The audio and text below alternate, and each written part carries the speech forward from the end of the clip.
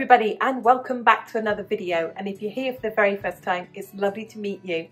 I'm Jane and my husband Mike is behind the camera. We're British, early retirees. We've got absolutely no debt and we've paid off the mortgage. We live a thrifty, frugal and money-saving life here in Brittany in northwest France. And every Wednesday we invite you into our home for a midweek money chat.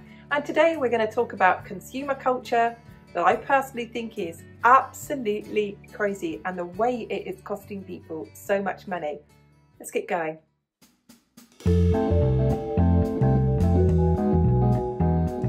Reject convenience, and I'm going to say 3 words that sum up how crazy convenience is now. One-click ordering. It's a crazy world out there. Just reject convenience and see how much money it's going to save you. When you start making your own food, when you start making yourself go and find things in real stores with real people selling real stuff, and when you can't find it and you come home and go, well, I didn't really need it as much as I thought I did. Rejecting convenience is one of the very first things that we chose to do, that many of you I know have chosen to do, that is saving you an inordinate amount of money, a huge, huge amount of money, and the people who have not rejected it are wasting a huge, huge amount of money. We don't need food delivered to our door. We do not need services streamed to our house. We personally have no streaming services, no entertainment services at all. None of us really need them. We really don't. So if you want to do something massive to save yourself money, reject consumer convenience.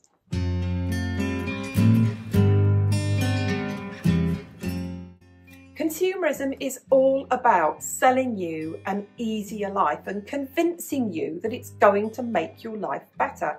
And actually, it has been 100% proven that it isn't making anybody's life better. It's making people physically weaker.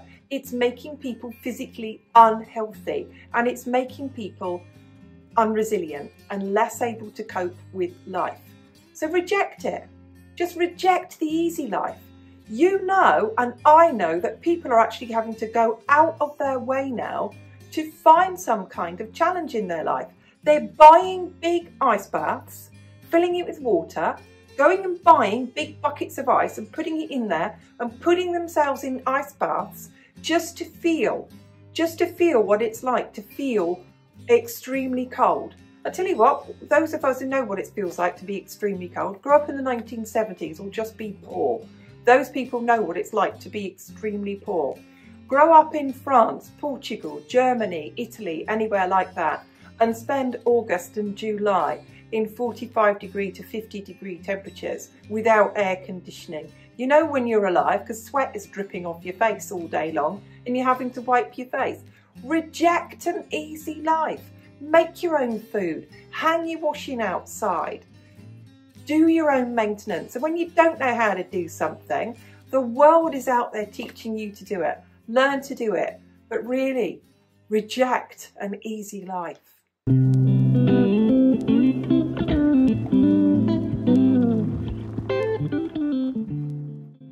The next one is to reject snacking.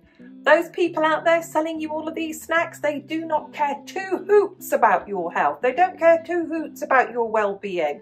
They're not trying to get extra protein into you. They're trying to get extra money out of you. Eat real food at meal times.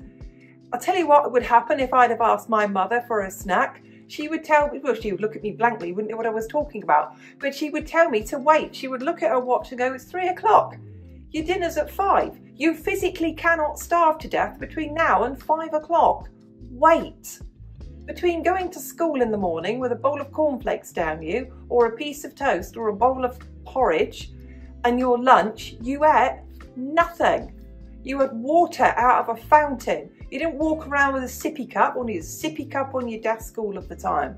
You got a drink of water at break time, and you queued up with everybody else to the drinking fountain.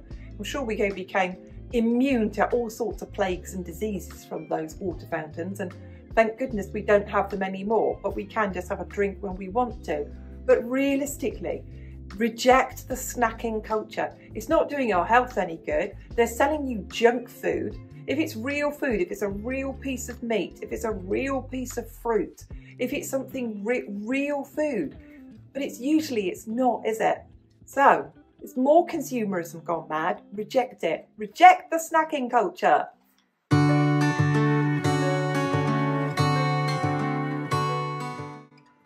The next one is all about rejecting consumerism and the ridiculously crazy aesthetic standards that people are expected to adhere to these days. I don't wear makeup. I stopped wearing makeup years ago. I wore it purely out of insecurity. Now I don't wear it anymore because I'm really secure in who I am.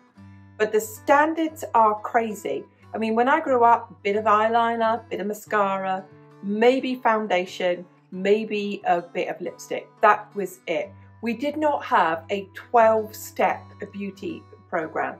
We did not have a getting up at 4 in the morning and exercising nonsense. I'll tell you how we exercised. We got up before the kids got up. We completely cleaned the house before work.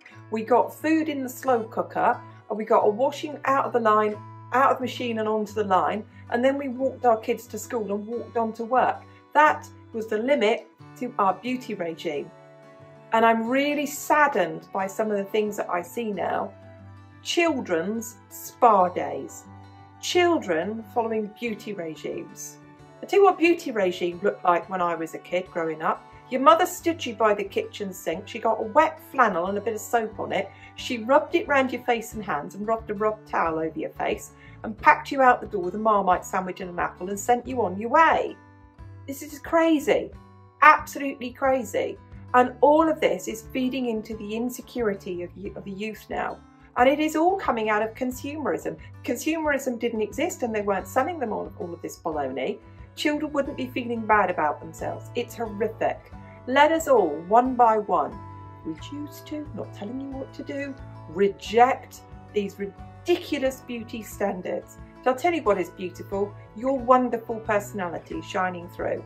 Your character, who you are. That's beautiful to me. Thank you.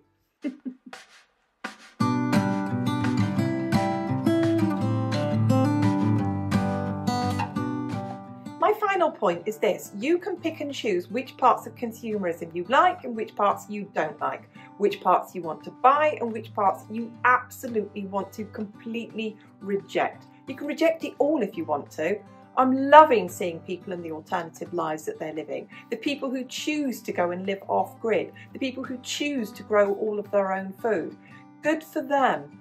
They are completely rejecting it, and it is up to you to pick and choose exactly the bits that you want, and absolutely no more than you want.